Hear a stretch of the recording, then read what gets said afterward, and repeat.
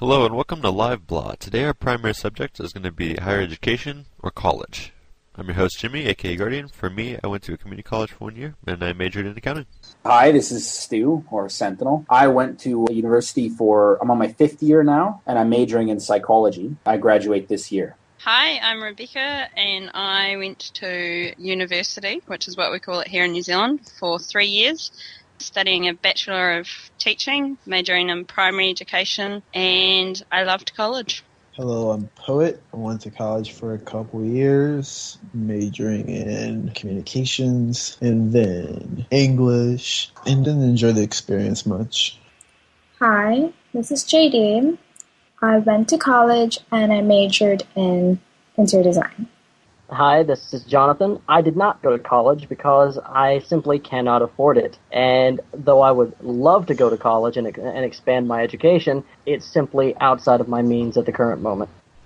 Hi, this is Stefan. I went to university for 5 years. I majored in economics and minored in political science. So what do you think is the purpose of going to college? For enlightenment, personal development, just because the piece of paper will guarantee you a future or a career opportunity, which it isn't necessarily guaranteed. Depending on where in the States you are, for some people it's just a 40K growing process. Yeah. That's so true. I definitely agree with that. A lot of people just go into college having absolutely no idea what they want to do, and it's just more for the experience.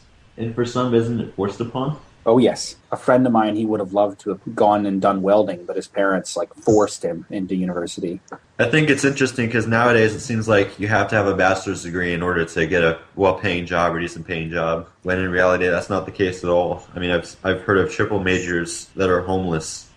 And that's funny, serious about that. Because at the same time, a bachelor's degree doesn't mean what it once did. A lot of people wind up having to go to get their master's because a bachelor's is not enough. I've heard the professors, they call it degree inflation. Because everybody goes to school now, it's worthless. It's not like, oh my God, he graduated from college. He's like the one person in a family of 30 people who's done it. Now it's like, you don't go to college, you're some kind of failure. That's very true, that sentiment. Yeah. It's sad, though, because in that essence, it is forced upon so many seniors, the idea that you're going to be a failure if you don't go to college, yet you only end up failing because you have no clue what you want. So they just stick you in institute to institute to institute. It's pretty much a social standard, because if you go online and try to apply for jobs, you'll see pretty much every job besides a low-end one like McDonald's, or actually maybe in the future you might need a bachelor's degree to work at McDonald's. I don't know. I don't know, but I doubt it. But it's sad that it's the standard for most jobs, and it seems like if you don't have it, then, well, you're just going to get passed up and you're not going to get considered for an opportunity that you may want that will actually pay decent. You're kind of just destined for a minimum wage job. I disagree. Over here, although people who has a degree in anything will get paid better, that's for certain, the government issued a standard minimum salary that people should have, which is about 7K, and for people who hold any sort of diplomas and whatnot. But through my own experience, because I dropped out and everything, a lot of people over here would also prioritize people with a lot of experience as well. JD, when you say 7K, is that in dollars? No, that's in dirham. It's roughly about almost $2,000. Oh, wow. That seems like it would be a very low amount to be able to live on. Well, considering the minimum wage over here, that's actually almost times and a half. So that's monthly? Yes, it's monthly, but most cases people go over 10K. Then if it's monthly, oh, that's a whole different story. I thought you were talking yearly. Yeah. Monthly, wonderful. That's the good life. I mean, if a minimum wage job gets you $2,000 a month, that's pretty good. Talk about a government telling you not to worry. Yeah, they somewhat sort of try to take care of the people here, of course, to set the standards. That's so different from here. What's minimum in the States? I think it's $8.50. Oh, yeah, depending on the state, it's still lower some places. We get $10.25. I thought the United States was going to raise it federally to over $10 an hour. They're talking Yeah, they about are. it. There's nothing. It's getting a lot of backdraft. Really? A lot of people are fighting it, yeah. Oh, Especially small businesses. All like the overly right-leaning guys are like, this is going to bankrupt everybody. And it's just silly. I mean, they've been saying that forever. Anytime there's been any social advancement, they're like, what? We can't own slaves? This will bankrupt everybody. What? We can't pay women like slave wages? Going on the minimum wage in New Zealand, it is $13.75 an hour, and that's for 16-year-olds and up. I bet you guys all drive a Porsche, huh? No, not at all. No, that's JD. That's JD. I'm feeling bad here. It's like we're at the bottom of a barrel here in the States. We are. We've been slipping, dude. I've recently discovered this in my 3 days' time here. Jerk. Don't rub it in. I'm just screwing around. I live like beach town. This is like the nicest place. There's like no garbage anywhere. Oh. Yeah, it's a lot of stupid people here so far. We spend most of the show ragging on the Americas. Really? What? Oh, I can definitely join you with that. Oh, Yes, 3 of us now.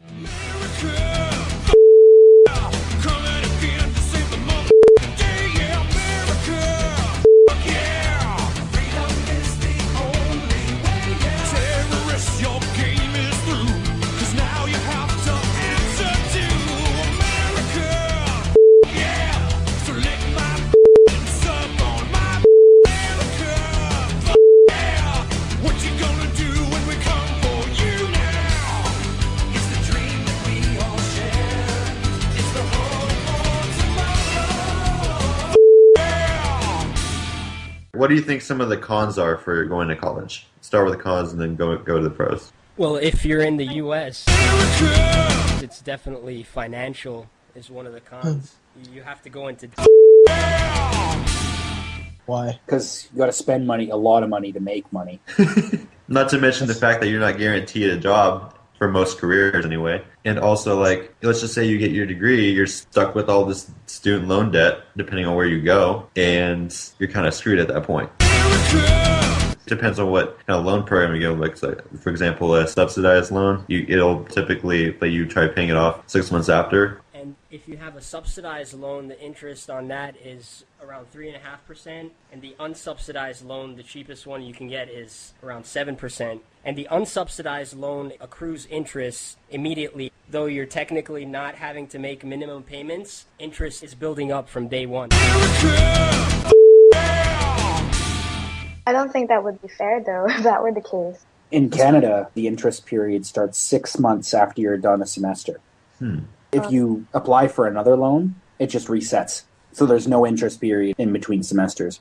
So besides from a financial standpoint, what other cons are there? The teachers can be really big heads and no one's going to enforce it. There's kind of a lack of accountability going on there, right? Especially some professors, I don't know if this is the case in the States or elsewhere, but when a professor's been at the school long enough, he gets something called tenure, which basically means he can't be fired. He or she cannot be fired no matter what. My teachers suck because they all a joke.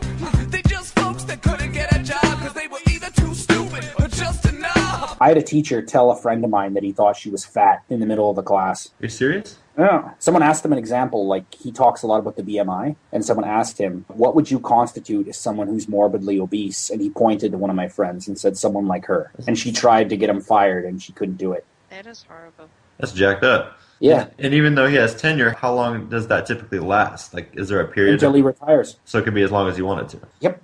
Wow. Some professors, my stepfather would tell me about, he had a professor that would walk in, say, okay, I want you to read this part of the book, and for the next hour, I'm just going to talk about emperor penguins. The shit they teach, it ain't even shit. That's what he did. He actually did it. Yeah, they're allowed to. A lot of these people, they're there to do research, not to teach. So the quality of your education can really dive when you have people who just don't give a shit. I never learned a thing in class that I need. Except maybe how to score some weed. I had a math professor. She would yell at the students. She'd ask you to answer one of the questions, and if you got it wrong, she started yelling, "Are you stupid? What are you, an idiot?" She was like a character. I never used algebra one bit. I never learned a thing in class that I need. Except maybe how to score some weed. That really makes it hard for you as the student. These are the people that you're supposedly looking up to as exemplars, and if they don't care, why is the expectation that you should care even more than they do? They're teaching the class, you're the student, and yet somehow you're supposed to rise above that. It totally doesn't make sense. Yeah, I mean, that's definitely one of the things that universities have, or colleges, that just really isn't fair in a sense when it comes to accountability, is just the teaching itself, the quality. And there are good instructors, I'll give you that. But there are some that really just lack necessary abilities to teach people efficiently. Jim, Effectively, yeah. to be fair, though, the quality also depends on the school. And a lot of times, if you go to like a community college or even just one of the lower rank state colleges in your area, you get what you pay for, really. Not necessarily. And I'll tell you why, because at my school, which was a community college here in Oregon, most of the professors that I encountered were actually really good at teaching, believe it or not. They were available for you. They taught when needed to be taught, and they didn't play any games. And they were very polite and respectful about most things. But there was also some there that really just went over the top, and it was just kind of funky. For example, there was this one Spanish teacher who basically nobody wanted to be in that class with her. She was so disrespectful to the students. She wouldn't give them any leniency at all. And I guess she was really crazy or something, but she actually threatened the students to bring a firearm with her to the classroom. What the hell? Now keep in mind, this is pretty much hearsay, but a lot of people complain about the way she taught, and most people, even people that really were dedicated students, had a hard time trying to pass the class. And she would have actually been allowed to do that, right? Because Oregon is an open carry state. I don't know if you can do that within a school setting. Like, you can't go into any federal buildings, I believe, with firearms. The quality of a teacher really depends on the location and type of school you go to, but also it varies on the teachers themselves. It's just on average, the higher you go up in the ranks when it comes to universities, they're only going to hire teachers with certain capabilities. And on that lower end, you're kind of getting the person who maybe also taught high school or something, or something close to a state job where really it'd be better to work for a private university if you're some professor. You know, you got a lot more flexibility, but with the state, you get a certain type of mentality where people just, no matter what state institute it is, we all see that same mentality, that DMV type of, oh shit, I got to be here and do this. Exactly. And there's so much variations between states, like community college in New York is going to look completely different than community college in Texas or community college in Oregon. Absolutely. Also, even the community aspects as well, depending upon the location of the school. I guess for now we can just go to the actual pros of college, which I'll start out by saying that as someone who went to college for a year and majoring in accounting, one thing I learned was how to explain more complex ideas, explain things better, and also learn how to interpret difficult information more effectively. It was something that really helped me grow in both my mental state and my vocabulary and my ability to recognize patterns and stuff like that. So it was an interesting experience just for the learning aspect. Socially, it was all right. People there were supportive for the most part, as long as you did your job, I guess. Like if you were in a group project and you actually participated, then they'll be like, yeah, they'll help you out and stuff. But if you don't, then make someone else do all the work while you just sit on your ass. That's not cool at all. The pros of it are kind of dependent on what you're going for. I personally think another pro for me was being able to find out who I was as a person, because I moved away from home, had to create a new support network, find new friends, create this whole new life for me, and it really made me discover who I was as a person. I used to be a complete introvert, and because of what I went through at university and the growing that I did in myself, I am no longer as much of an introvert because I was forced to make that life for myself. You meet a lot of great people. Yeah, it's the variety of people you run into. That's what's better. Usually there's a variety. I found that when I was going to college, what I really liked about it was just getting to know international students. I found that for some reason I could bond more easily with international students than American students. I don't know how you guys feel about that. Driving a pickup truck. In my political science class in second year, there was this black guy in one of my classes, and I could barely understand what he was saying because he had such a thick accent. And it turns out he escaped persecution from southern Africa, spent 2 months in a refugee camp, flew across the pond, and started school at my school. And he's just the friendliest guy you'll ever meet. Oh, wow. It was pretty cool. I was in and out of school for like a few years because I would go be motivated about something. That's like probably one of the major positives is if you're motivated about something, it's so great that there's institutes that you can go to pursue it. You don't have to figure out, man, how do I find a group of people that can help me learn this? No, there's a place somewhere. But the best part I liked about it was the girls. You're a guy, of course that's one of the things that you're going to love about going to college. Everyone is so open-minded there. You come up in high school and everyone's so frigid and scared and conservative. And then you get to this place where there's like people from all over the world and you're getting a piece of all over the world. Yeah, baby! Yeah. Like, you know what I mean? Not literally. Yeah, baby! Yeah. No, not, you know what I mean. Someone help. I'll save you. Yeah, baby! Yeah. Is that you, Ben Affleck? No, I am not the Batman. Oh my gosh. I'm so... I can't say the same about my school, though, over here in Oregon. At the community college anyway that I went to, there's not a ridiculous amount of girls that were super attractive. You're in California. That's a whole different type of community. Yeah. Oregon's just kind of like hippies and, yeah, pretty much hippies and stoners I and, love hippies. I love stoners. There's nothing Wow. wrong with it. and tweakers, too. I love do not tweakers. think- Maybe there was nothing wrong with the hippies and stoners that you guys have met, but I have had a terrible experience with hippies and stoners. Really? Oh, yes. You see, I live in Georgia. I get a double dose of hippies and stoners because that's about all there is to do in the area of Georgia where I live. It's either be a tree-hugging super hippie that also still loves LSD, or you are a super stoner, as in you lay on your couch, smoke weed, and get off of the couch to go get more weed. You just blew my mind. How did you know? No, there's a lot of people like that, though. One more pro that I've thought of, Jimmy, Yeah. with college. I don't know what it was like for you guys, but for me, because I studied teaching, which was something that I was passionate about, there were people in my classes who actually wanted to be there, which meant that the learning happened so much, I don't know, like better, or whether I just felt more informed, but there were less distractions in the class because Yeah, that's people true. wanted to be there. That is the So that big was- difference. That was a massive pro because in high school, everyone had to take the subjects. But in college or university, I got to choose what I wanted to do, really. But do you guys not have prerequisites that you I have was- to take even in university? Like certain I was just courses gonna that mention are that. mandatory? I was We just gonna have mention that. some, but we also have optional papers, Stefan. Kind of depends on what you're taking, really, as to what you study. But I know some of my friends literally got to choose 3/4 of their papers throughout their degree.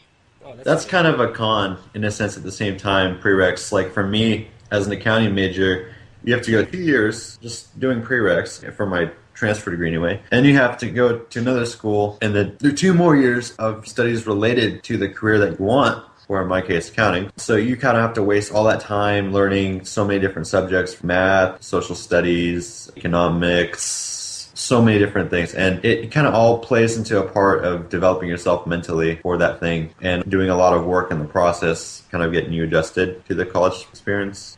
It kind of sucks because you're just wasting all that money in the meantime. But for me, I was able to get grants, so that way I was actually getting paid quite a lot to go to college. I'm gonna pop some tags. Only got $20 in my pocket.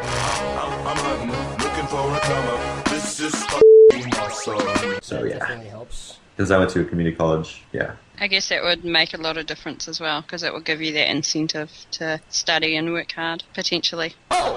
What about you, JD? What's the university system like over there in the UAE?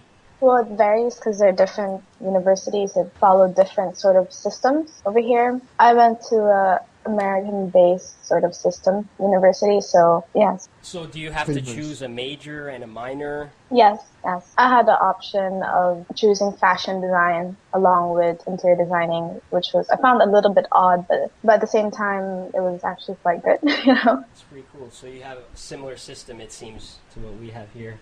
Yes, it's supposed to be anyway. And I guess a lot of people speak English over there, right? Yes, of course. It's mainly the main language that we use over here. Diversity is not uncommon. This place is filled with, I think, 170 plus countries. Oh, wow. So, that's pretty impressive. Yes. All right. So how about this? Let's give some advice to people transitioning from high school to college. Before you go that far, how about the idea of, are we assuming you want to go to college immediately after high school? I kind of feel like it's a bad idea for that to happen. All right, microphone check. Pause for effect. You ain't seen me rap, you seen nothing yet. Kids need to do something else between going to a college, like, travel or work or something of that nature. Yeah, there's a lot of people that decide to take a year off, or 2 years, but statistics show that people who do that actually don't return, don't pursue those things. It's nice after 12 years of education just to kind of take a break from it because it's been so forced upon you. It'd be nice to have a break from it, right? But then you get into work and then you just don't want to go back to college after. It happens. I was just going to say that my dad warned me against that. He said, Stu, if you stop school now, you're going to drop out. And that was the end of the conversation right there. So, okay, Father, I'll... What I was going to say, though, is one of the problems is how we're defining who's meant to go to college. We're telling everybody to go to college when historically very few went to college. There was a time period where only the elites went to college. And it was only until around end of World War II when you got all these soldiers coming back, because it used to be everyone died in the war. But now we have all this technology where people come back and you got to do something with them. So they're opening up all these community colleges and new state colleges to put people in here so they can train them how to get these desk jobs, as opposed to what college used to be, that you went there to kind of further some field of study. So if you were studying economics, you went there because you wanted to contribute something to that field in the real world, not to get a desk job. That's what we're doing now, and it's not working out. That's an interesting perspective. It kind of basically says, well, you're not really doing anything to further the actual field, but you're going to college to support somebody else's dream. That's pretty much it. It used to be that you had all these people not doing anything. Now they figure, let's train them to be a wrench or gear in the whole thing. Let's just train them to be monkeys almost. I don't want to say they're not training you or letting you be free to do what you want, because they are. But human nature is lazy, and so we just go with the flow, and the flow they got going is do what we say. And one thing that they're doing, regardless of what you want, is they're putting a massive debt burden on you. And a lot of people going into college, they have all these expectations and they just take on that burden without actually realizing that later on they might not be able to get the job that they expected. But the problem is they're left with the debt burden. And so this creates a big problem, especially in the United States. This is becoming an issue where a lot of people finish college with certain degrees and they just don't get the job that they expected. They wind up working low-income jobs or even minimum wage jobs. And it's not like their debt is forgiven. It's actually federally subsidized debt. That's one of the hardest debts that a person can get discharged. So you pretty much have to be paraplegic in order to get your debt forgiven. Stefan, it's quite similar here in New Zealand actually with people just going through college or university and training for all these degrees and then coming out and not actually being able to get jobs. I mean, I myself have been looking for a teaching job for over a year now, and there's just such a shortage of teaching jobs. It's ridiculous. But I just want to think back to something that I saw in high school, and I've just posted the link to you guys as well in the chat, about if the world were 100 people or a village of 100 people. And going back to what Poet was saying before about who used to go to college and everyone going to college, those sort of statistics. If the world were a village of 100 people, only one person in that village would have a college degree, which is pretty amazing statistics. Wow, that's insane. Like that's staggering. That's based actually on pretty good. Current demographics and races, ethnicities, everything. One person would have a college degree. Out of 100. Yeah. That's really good. That's really good. Why is that good? You realize how many people there are on this planet, and of all the species there are in life, for 1 out of every 100 to be this capable of higher learning. That puts us like on a bullet train to evolution. That's not bad statistics. From the perspective of economics, your argument definitely makes sense because you want a college degree to be valuable and therefore you want it to be scarce. Because if too many people have college degrees, then it becomes less valuable. I think there was a problem about a year or two years ago when they had that whole thing in Egypt with, I think JD can help me with this. What did they call that? The spring where people were sort of getting liberated. The Arab Spring? Yeah, the Arab Spring. Yeah. There we go. I was reading this statistic that 90% of young adults in Egypt have college degrees, but yet only 10% have jobs. And so this was one of the factors that really incited the protests over there. I don't know if this is true or not, because again, I'm in America and I don't have access to all the media, but that was one of the things that I read. I'm sure there are a lot of reasons as to why the Arab Spring happened. Maybe that might just be one of them.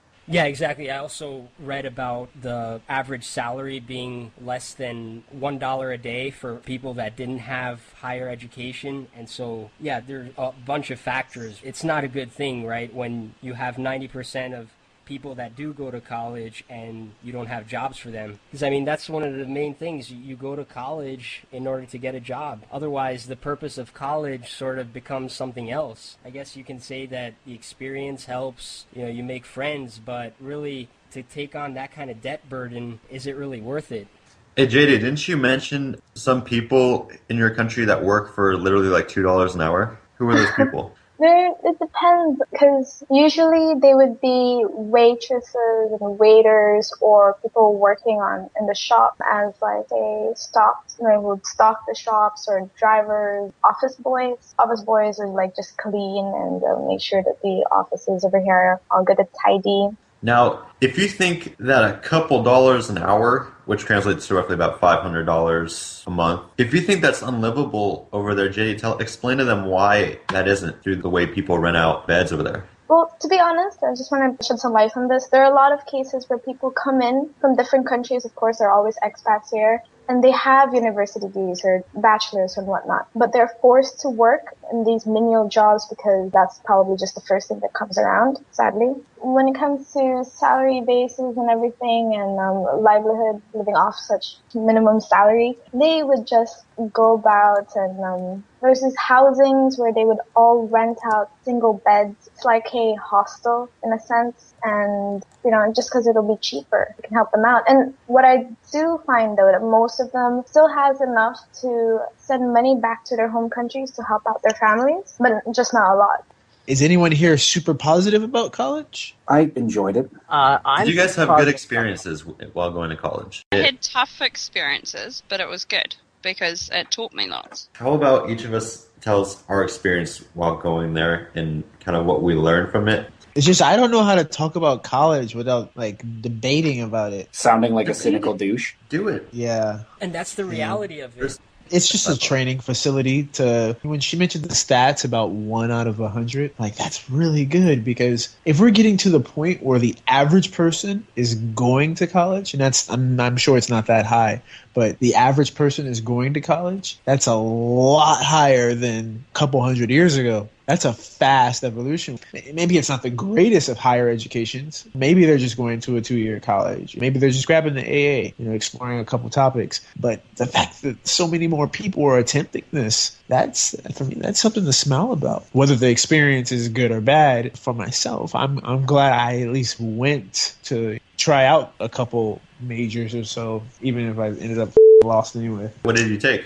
I wanted to go to college up until about 11th grade, where it just seemed like school in general was just a bore. Going to college, initially, it was all about psychology, because I'm all about studying the mind and the brain. And you got to go to college if you really want to advance on this topic. But then once senior year came around, everyone and their mother was majoring in psychology when they were going to college. And even at that time, I realized the whole job situation. You can't major in the same thing everyone else is majoring in. So you not only do you have this pressure of you got to go to college, but you have this pressure that you got to go to college to make some money. So no longer, the fucking years you spent from grade school and on to graduation that you have, dreaming of your passions and such. Now you got to just find a degree for money. It kills the whole experience, the way they motivate us to go to college. It used to be you went to college because you had a passion for some type of subject and you wanted to contribute to it with a book or some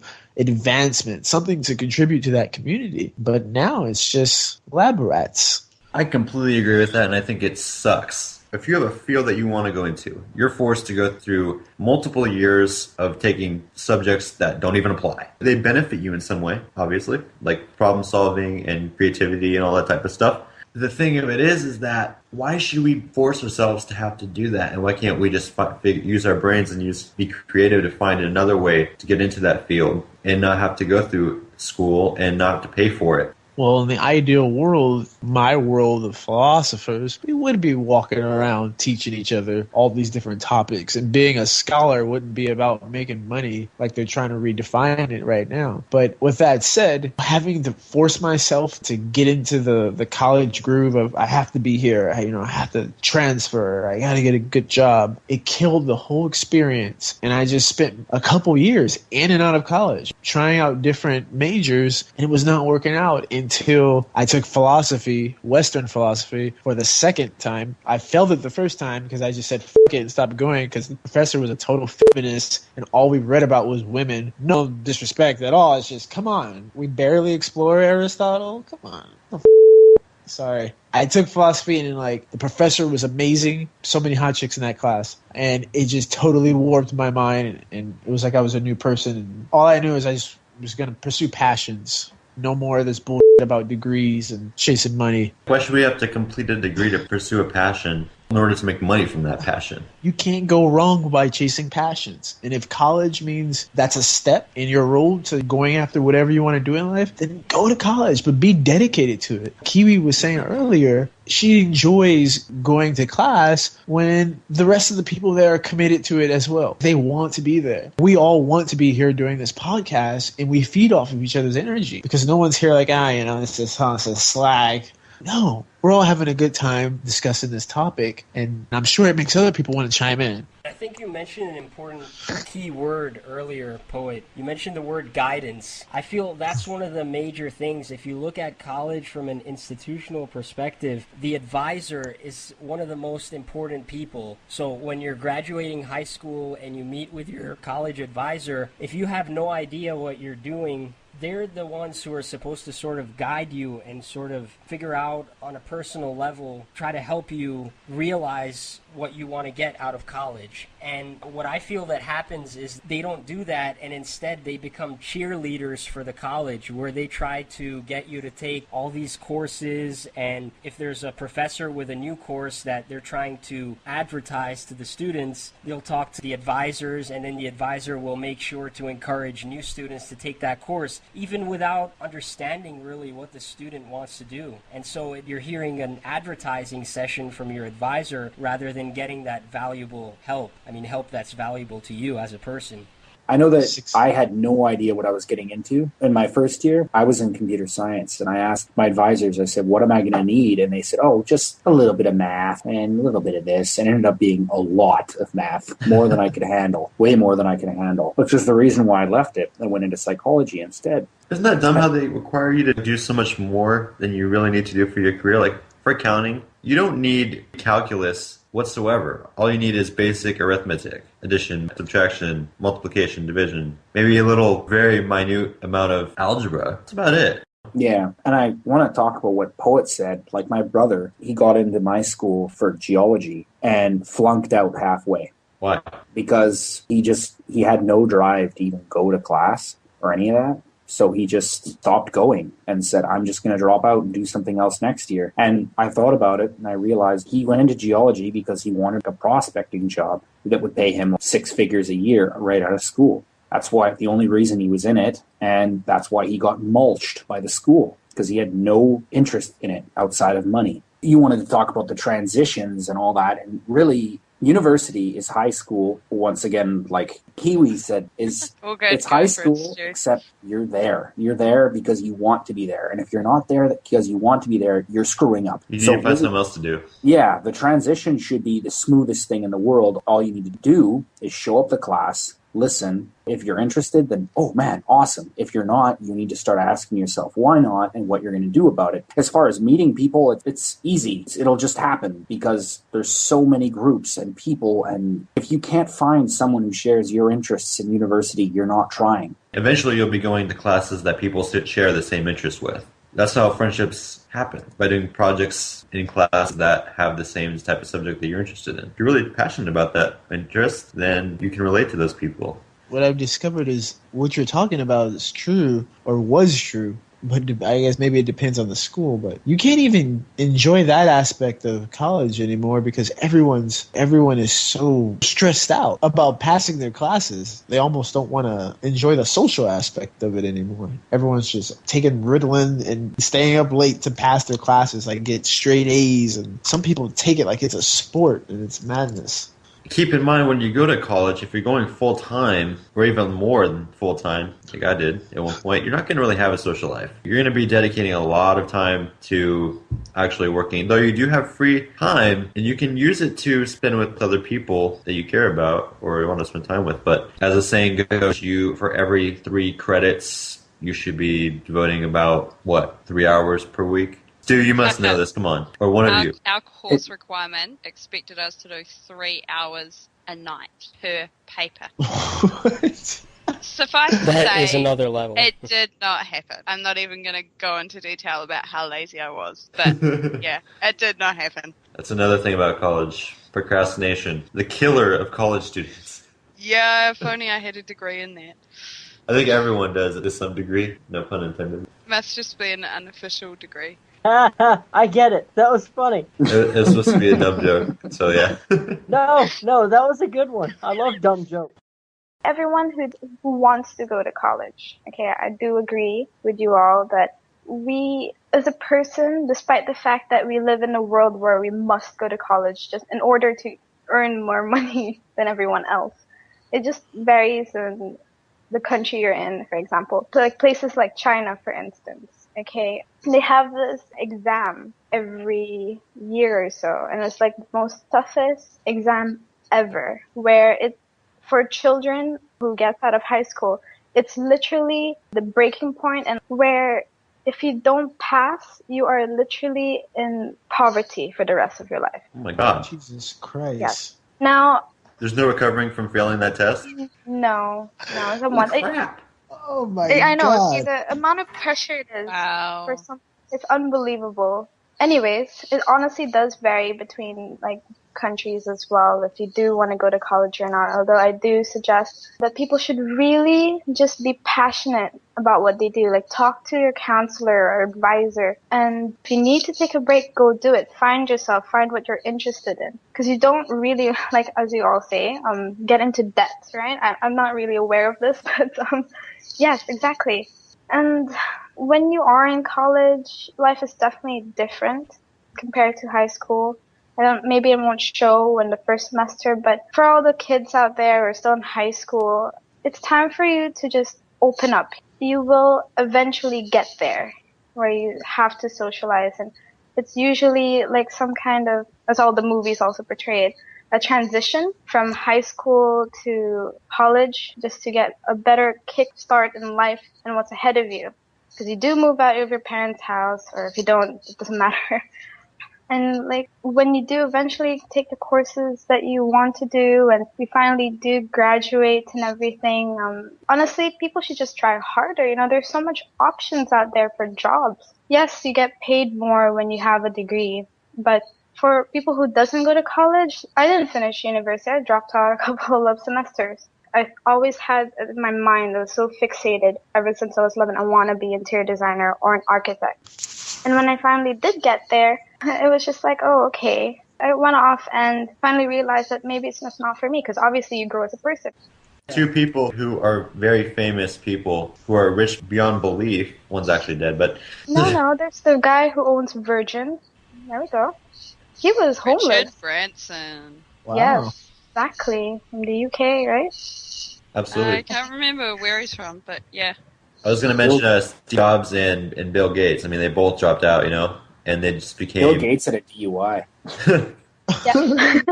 Didn't he smoke weed too? He liked to get drunk and race cars. How much of it is college actually helping those people get to where they are, or were they just getting there anyway, and college was just somewhere they went? I think it just comes with the experience in total. I know a lot of people here who are also still in university and college, and it's amazing, Like everyone just finds people that they would eventually get along with. And people are different. People's mindsets are completely different. Once they break out of high school, it's not really about what's popular, although maybe there are still some, but they get a slap in the face with reality, and difference doesn't really matter anymore sometimes. All in all, college is a way different experience than high school. You're surrounded by people who are obviously much older than you. You're not going to be surrounded by the same age groups, obviously, that you were in high school, middle school, elementary school, whatnot. The methods of teaching are much different. When I first went to college, I was unprepared. I'm not going to lie. Like, all I was basically given was a syllabus, and I was always behind. That's kind of the difference between high school curriculums and college, is that you're always behind on something, and you need to do something in order to be ahead of the game, versus if you're in high school, you're kind of taught everything along the way.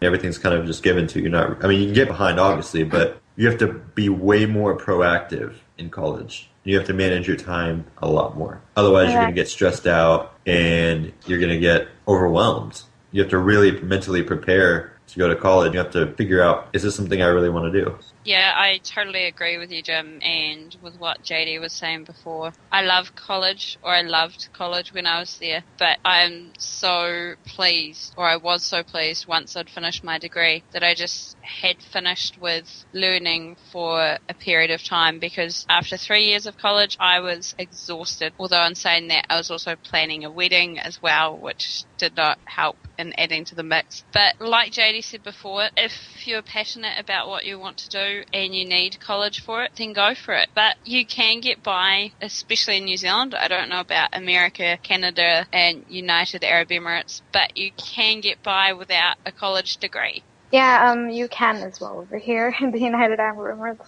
Okay, based on my experience, I pretty much worked all the way throughout my entire life anyway, doing a lot of part-time jobs. So by the time I needed to get a full-time job, it was easy to find a good paying job for myself. Yeah, that's interesting, because a lot of the college graduates over here, one of the problems in getting a full-time job is they just don't have enough work history. Oh, let's not forget about that. That's another reason to go to college as well. And, work The catch-22. It still is. Internships, that's another big point we forgot to mention in this whole discussion, where I see a lot of people that excel in college find a way to get in internships that eventually lead to good jobs. And in some careers, if you don't have an internship on your resume, it would most likely be either detrimental to try to finding a job in that particular field. That's one thing employers look for, is determination and proactivity. Yeah, over here at the moment, like I was saying before, I've got my bachelor's, but I haven't got enough experience, even though I had practical tasks and periods of practical work that I did during my teaching degree. I just haven't got enough experience. So I've got the qualification, but I can't get the job because I haven't got the experience. I can't get the experience because I haven't got a job.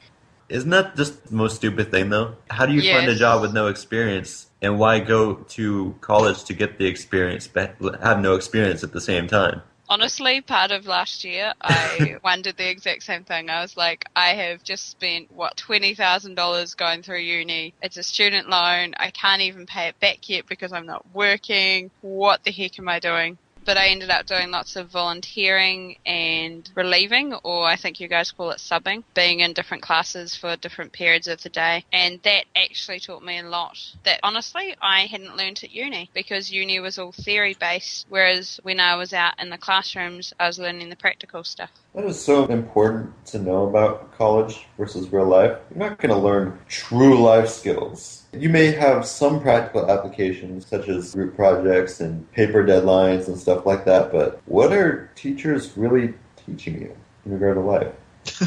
How to Sorry. kiss. Basically, yeah. No comment. Here's something interesting. It honestly depends on the course as well. People do get a whole hands-on experience. A friend of mine, pretty much went to this university where she wanted to learn hotel management. The university had a hotel that the students would run in their final year. So they start off in like small places, like back in the admin of the hotels, and then slowly rise up to management from like F&B and supervising and God knows what, until the seniors usually just run the entire hotel, which is amazing. Also, when you do get out of college without experience, like Kiwi, you have to take on these small jobs in order to get there. You don't expect just because you've graduated in, let's say, psychology, that you immediately become a therapist. It doesn't work that way. You have to find a small job in that field and industry and sort of work your way up. Although in some cases you get a head start at it, like employers, if you put yourself in an employer's perspective, they would look at, you've got the difference between a person who has a degree on said major and a person who hasn't but has a lot of experience. They would usually put the person with a lot of experience as a more higher priority and like usually just consider that person. Although the person with the degree without any experience would usually just start off somewhere small for a while. That's a pretty important point right there. For all the people that are going to college to basically learn those applications for whatever your degree you're going for, that's good. But if you're going there strictly thinking that whatever you're doing is going to make you a lot of money, guarantee you a job, it's not going to happen. It's best to start out in whatever field you want and do odd jobs for it and work your way up versus getting a degree and having no experience. Though I'm not saying it doesn't allow more career opportunities.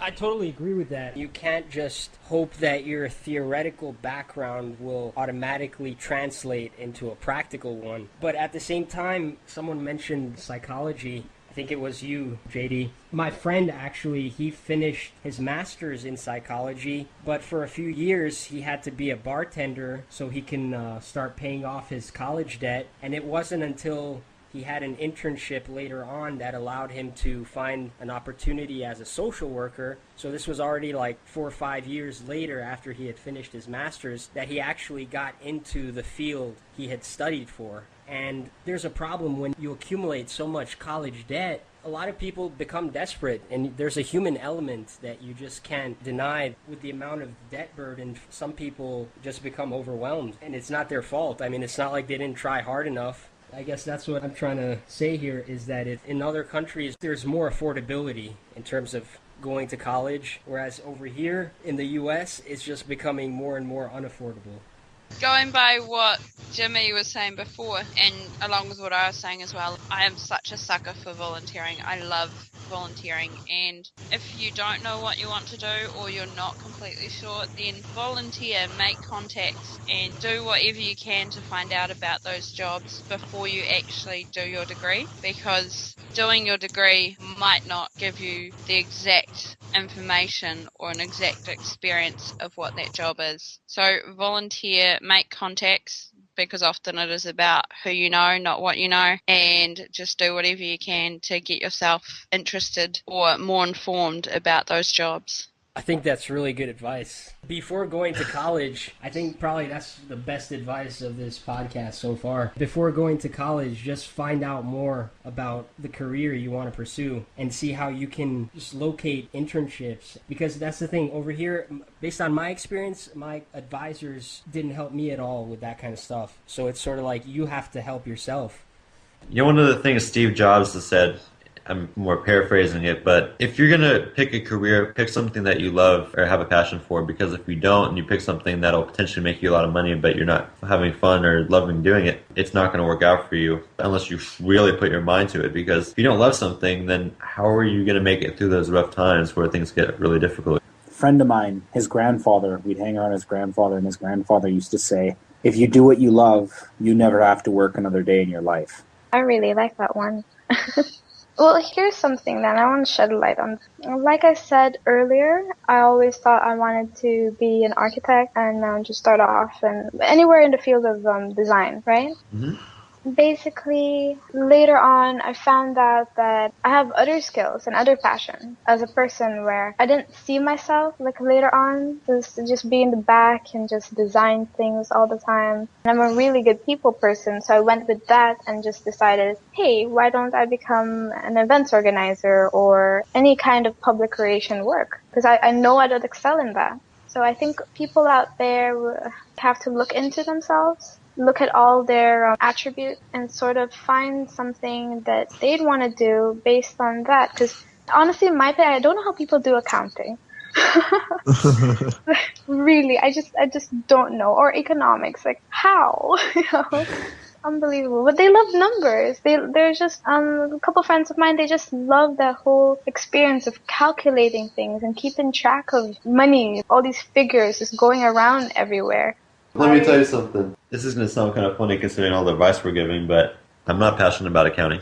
I'm not at all. But I kind of based it my career more off my skills, which I'm very detail oriented, and I have a knack with numbers, and I love money. not literally, but I guess I kind of like personal finance more or less. It's just something I have a knack for, and I always have budgeting and detail-oriented in regard to money. So that's kind of why I chose this career field. But you know what? Guess what my real passion is? Take a while, guys. And this is sport. Golf. I know this one. Yep. Golf. I myself would like to, while I either go to college or work or whatnot, I'm going to dedicate a certain amount of time to pursue the passion that I love to do. I had a question. How do you pursue your passions when they've molded the world around you so that you have to play their monetary game to get to it? Well, for example, in my case, it would be good to have a job and not go to college for accounting, but still have a somewhat stable income. If I can't, then I can go to college too and pursue what I love to do. Because you can't just pursue your passion completely, like if it's a sport, and then not have a job or anything like that to support yourself. Because you need to eat, you know? You need to have a roof over your head. And see, that's where the realism comes in. I mean, no matter how much we want to avoid it, money enters the picture. It rears its ugly head. Absolutely. So you got to kind of be realistic while still kind of creative in the process. You got to find a way. It used to be that everyone learned a trade. Either you learned it from a parent growing up, you know, how to work on cars or how to hunt, how to do something that if the system crashed, you still had a way to support yourself or take care of yourself or be useful in your community. But as you can see, that's not the case when you come up, at least in America. You don't really come up that way in most places anymore. It's very much like fast food, the way we raise children. Not everyone has this trade to support themselves while they pursue their passion, because that is the ideal way. Yeah, you're an electrician or something. You know, you don't hate it, you don't love it, but it's something you don't mind doing to pass the time until you get to do what you really want to. You're a McChicken compared to actual, like, homemade hamburger, in a sense? That's pretty much it. We're reflective of our society, are we not? I really do agree with that. Not the McChicken thing. That's how it is. It just depends on how you'd run your life later when you really want to pursue your passion. It's never too late to learn. That's what I always thought to myself. My passion is going and traveling around the world doing volunteer work. Now, in order for me to do that, I would need to sort of set up a really good amount for passive income where money would be just rolling into my pocket somehow while I just sit on this couch talking here. Well, luckily enough where I am, I'll be able to do that. And I'm hopefully around 30, 35, get that passive income by that time. That's my life goal. I just really don't like the idea of how people are just sheep nowadays and just work 9 to 6 jobs every day. She brings up a really good point that you always seem to forget when you're young, or you feel like you're really young, is that even at like late 20s, you still have so much time to develop as an individual. We put so much pressure on being 22 and 25. I don't know what puts that pressure on us, that we're running out of time constantly. It's ideal to think, hey, when I'm 35, that's when I'm really going to start living. That's normal, not you're going to be 26 and millionaire. Maybe we watch too much TV. There are people who get to that point, but they use their creativity. Those are the exceptions in life. Everyone wants to be the exception, and that's just not how the average works. I know a young lady who is very much an exception to that rule. Her name is Rachel, and at 28 years old, she is a homeowner, but she received a great deal of help from her family. Her mother actually took out illegal credit cards in her name while she was still a minor and responsibly kept up those cards. So her credit rating was through the roof by the time she graduated undergrad from college. And by the time she was writing her dissertation for her master's degree, she had the kind of credit that is just absolutely astounding. She doesn't need a cosigner for anything, and she gets amazing rates on everything. She was very much privileged that way. And here I am, 26. I'm only 2 years behind her, but I am living in absolute poverty. I wonder what makes people live in poverty. Is it drive? Is it college? I guess it depends on what you define as poverty. What you define as poverty. I am 26 years old. I do not have a job. I have not had a job in 2 years. I live with my ex-stepdad. That is one of my mother's past husbands. He allows me to live for free in the apartment over his garage. The apartment itself is physically not finished. There's no carpet on the floor. It's just bare flooring. I'm lucky that I have a lock on the door.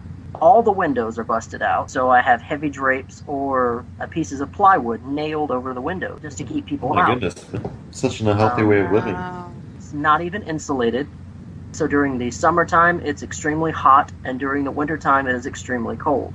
There is no food in the house because there is no pantry in the house. There's nowhere to store the food. Last year, we were absolutely overrun with a cockroach infestation, and we could not keep food in the house at all. So we emptied the house of food, cleared out all of the cabinets, and repeatedly bombed the house. So how do you guys live out there? You live in kind of a remote area, right? Oh, yes. Where do you live? What country? I live in the state of Georgia in the United States. How do you have internet out there? I'm curious. My neighbor has internet. Resourceful. Smart thinking. My neighbor also lives equally in poverty, but he at least owns his own home. He works as a mechanic. He was in the military for several years and obtained multiple certifications in all manner of mechanics, but is a heavy drug user. Less than 2 feet from me, there is a spoon on the floor with burned out mess in the middle of it from where he was down and God knows what. Wow, that is crazy.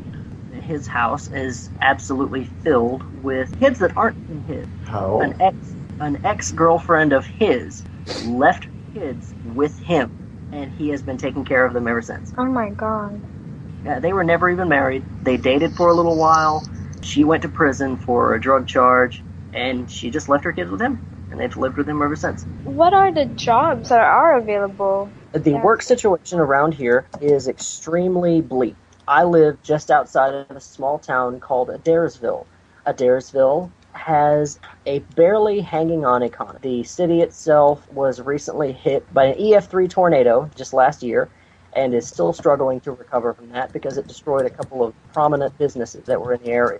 The businesses themselves have managed to rebuild and business goes on, but that was still a great deal of money that was lost in the time that it took to rebuild.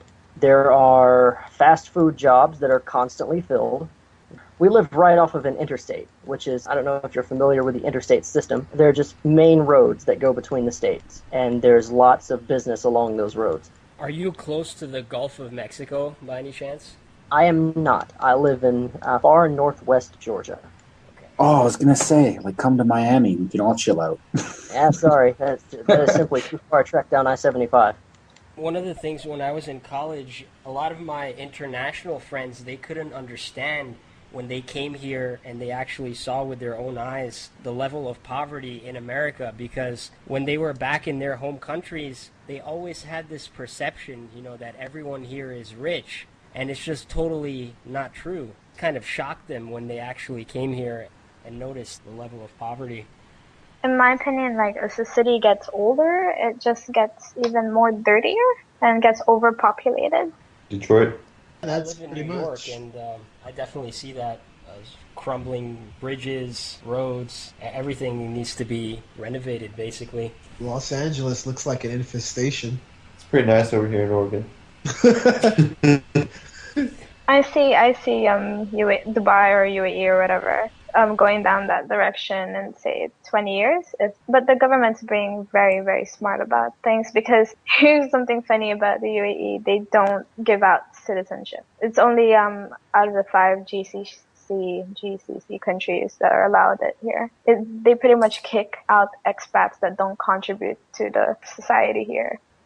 Oh wow, that makes sense. Now that I think about it. It's pretty good. It's actually smart, but at the same time, like, I'm born here, but I don't have citizenship or anything. So it pretty much just sucks for me that way, I guess. But it does. But here's the cool thing. I was telling this to Jimmy the other day. There aren't many homeless people around at all. I've never really seen homeless people ever. They have a good economy over there. But at the same time, not having citizenship doesn't allow you to, like, own a home, right? Or does it? No, it does. It does, of course. Oh, I'm thinking back to my Saudi friend. He was telling me that in his country, if you don't have a citizenship, there are certain restrictions that, and one of them is owning a home. Okay, yeah, I suppose but there are people who are really rich that does own a home. It just depends. All right, here's some Q&As. How am I supposed to find what I want to do with my life? I feel like I'm having more trouble with it than most people. Thing is, I want to go to college. I absolutely want to study something, but I don't know what. I like a lot of things, but there's nothing that I like more than others. Kind of like I said earlier, volunteer.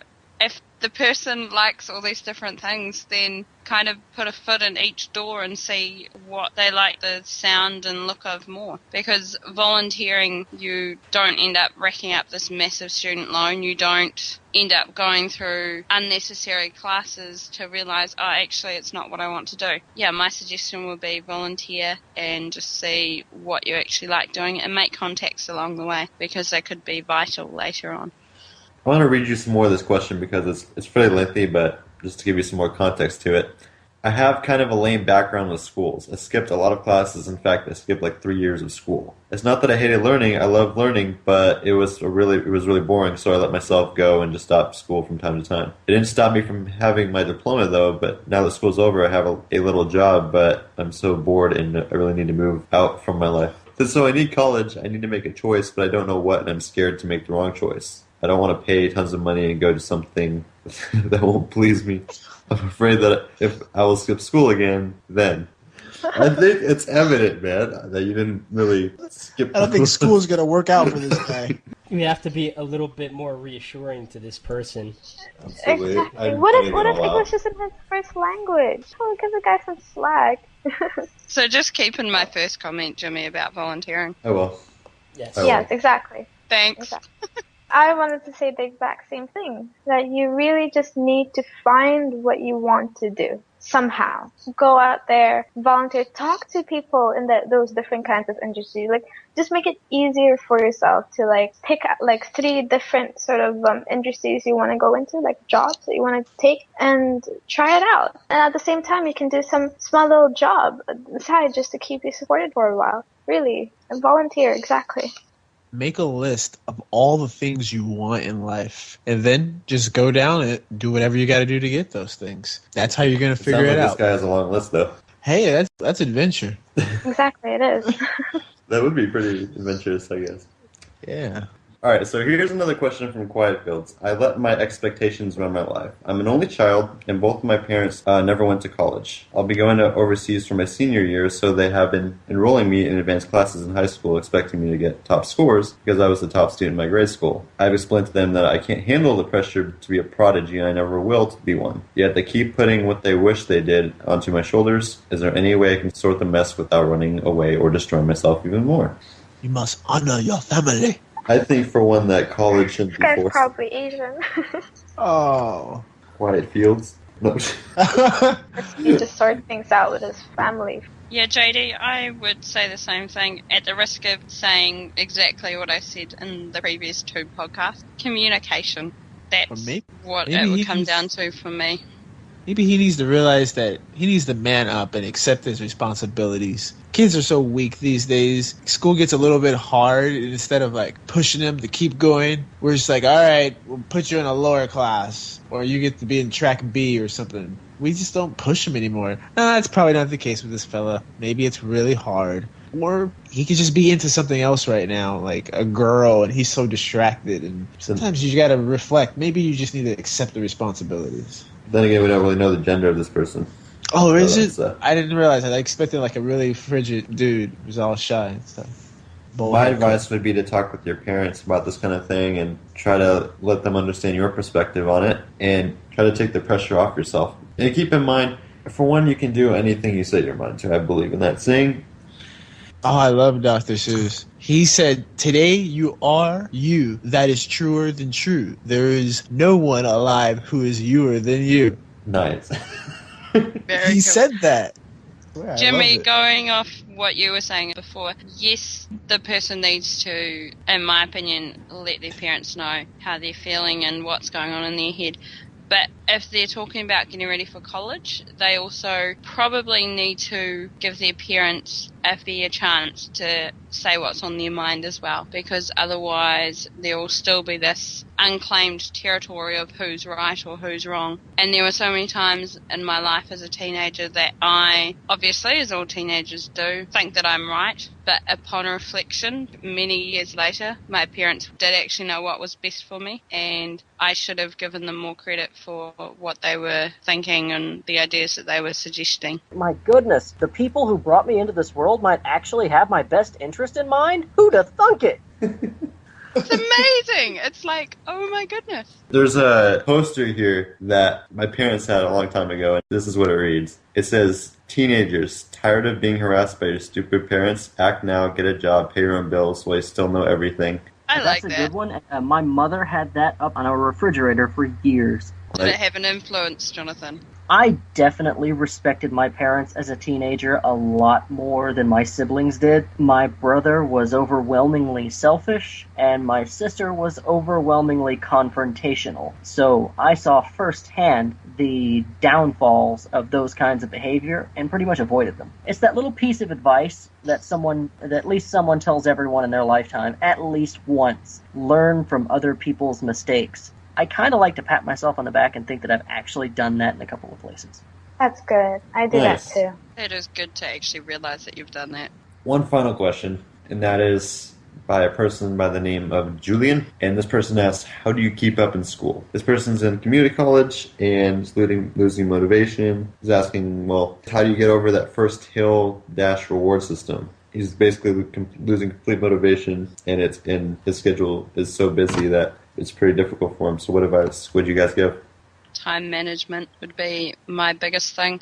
I remember in my first year of uni, some of the papers that we were doing were half papers and some were full papers, but all up we ended up having 13 different subjects throughout the whole year that we were doing, which is full on, I know, but for teaching it's necessary because we had to kind of learn a bit of everything throughout the year. It got to the point where I was just having the attitude of C's get degrees, and then I got a D on one assignment because I did not study for it, I did not prepare for it. It was honestly one of the worst feelings of my life, and I wanted to drop out, but instead someone told me to time manage and work out what I was going to do, talk to friends, study with them, just kind of do whatever I could to bounce ideas off other people, just keep myself focused. From then on, I didn't get another D, which was fantastic. I didn't do as well as I could have, but I did get better grades, and I was more motivated. All right, so thank you for tuning into this week's podcast. Feel free to comment, rate, or subscribe, and we'll see you next week. Until then, have a good week.